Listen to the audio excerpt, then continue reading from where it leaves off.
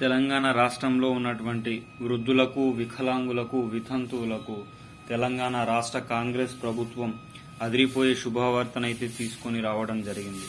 తెలంగాణ రాష్ట్రంలో ఆసరా పింఛన్ల కోసం వేచి చూస్తున్న 50 లక్షల మంది పింఛన్ వాహులకు ఇది ఒక శుభవార్తగానే చెప్పుకోవచ్చు. ఈరోజు ఈ వీడియోలో దీనికి సంబంధించిన పూర్తి సమగ్రమైన సమాచారం గురించి అయితే తెలుసుకుందాం. ఎవరైనా మొట్టమొదటిసారిగా మన ఛానల్ని చూస్తున్నట్లయితే చూసిన వెంటనే లైక్ చేయండి, అదేవిధంగా షేర్ చేయండి, అదేవిధంగా కామెంట్ చేయండి, అదేవిధంగా సబ్స్క్రైబ్ చేసుకొని బెల్ ఐకాన్ ఆన్లో పెట్టడం వల్ల తెలంగాణ రాష్ట్ర ప్రభుత్వం నుంచి కానీ, ఆంధ్రప్రదేశ్ రాష్ట్ర ప్రభుత్వం నుంచి కానీ, కేంద్ర ప్రభుత్వం నుంచి కానీ ప్రభుత్వాలు ప్రవేశపెట్టే వినూత్నమైన ప్రజా సంక్షేమ పథకాలను ఎప్పటికప్పుడు సమయానుసారంగా, నిర్దిష్టానుసారంగా, లోపభూయిష్టమైన సమాచారంతో మీ ముందుకు తీసుకొని రావడం జరుగుతుంది. తద్వారా ప్రతి ఒక్కరూ ఈ ప్రజా సంక్షేమ పథకంలో భాగమయ్యే అవకాశం ఉంటుంది. ప్రతి ఒక్కరూ మన వీడియోని లైక్ చేయండి. మీరు లైక్ చేయడం వల్ల వీడియో 50 లక్షల మంది ఆసరా పింఛన్ వాహులకు చేరుతుంది. అదేవిధంగా మీకు ఉన్న సందేహాలను కామెంట్ రూపంలో తెలియచేయడం వల్ల మీకు సమగ్రమైన సమాచారం అందించే ప్రయత్నం చేస్తాను. ఇక ఆలస్యం చేయకుండా ఈరోజు వీడియోలోని వివరాల్లోకి అయితే వెళ్ళిపోదాం. ఆసరా పింఛన్లపై కొత్త జీవో విడుదల 4016, 6016, 40% మందికి రద్దు, 60% మంది కొత్త వారికి ఆగస్టు 4 నుంచి కొత్త పింఛన్లు. దీనికి సంబంధించిన పూర్తి సమగ్రమైన సమాచారం తెలుసుకోవాలనుకుంటే వీడియోని పూర్తిగా ఎండింగ్ వరకు చూడండి.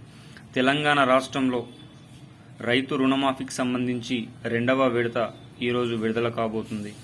అదేవిధంగా రైతు భరోసా, రైతు బంధుకు సంబంధించిన డబ్బుల పంపిణీ కూడా అతి త్వరలోనే ప్రారంభిస్తామని తెలంగాణ రాష్ట్ర కాంగ్రెస్ ప్రభుత్వం పేర్కొంది. అదేవిధంగా దళిత బంధు గురించి ఈసారి బడ్జెట్లో లేదు అని ప్రభుత్వం పైన తీవ్రమైన విమర్శలు ప్రతిపక్షాలు చేయడం జరిగింది. ప్రజాపాలన పథకంలో ఉన్న 6 గ్యారంటీల అమలుకు సంబంధించిన ప్రస్తావన జరిగింది.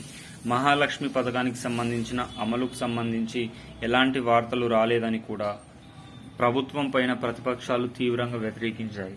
ఇలాంటి తరుణంలోనే ఆసరా పింఛన్ల పైన ప్రతిపక్షాలు కూడా విస్తృతంగా తన నోరును విస్తృతంగా వివరించాయి.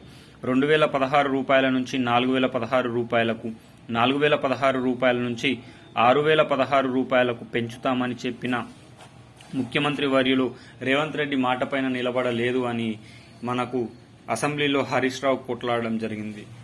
కొత్త పింఛన్లు దేవుడెరుగా, పాత పింఛన్లు 2016 రూపాయలు, 4016 రూపాయలైనా సరైన సమయానికి అందించాలి, 3 నెలల పెండింగ్ ఉన్నది అని హరీష్ రావు గారు తీవ్రంగా విరుచుకుపడడం జరిగింది. దీనిపైన ప్రజాప్రభుత్వం అతి త్వరలోనే పెరిగిన ఆసరా పింఛన్ల పంపిణీ కార్యక్రమం ఉంటుంది.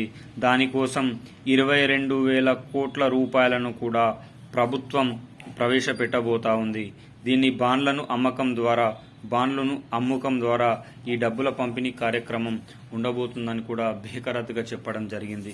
అయితే చాలా మంది ఎవరైతే ఫేక్ గా బోగస్ సర్టిఫికెట్స్ బీఆర్ఎస్ ప్రభుత్వంలో పెట్టారో వారందరినీ రద్దు చేస్తూ కొత్తగా అప్లై చేసిన వారికి 60% మందికి కలుపుతూ ఈ నెలలోనే కొత్త లిస్టులను విడుదల చేసి ఆగస్టు 4 నుంచి కొత్త ఆసరా పింఛన్ల పంపిణీ ప్రక్రియకు నాంది పలుకుతున్నామని పేర్కొనడం అయితే జరిగింది.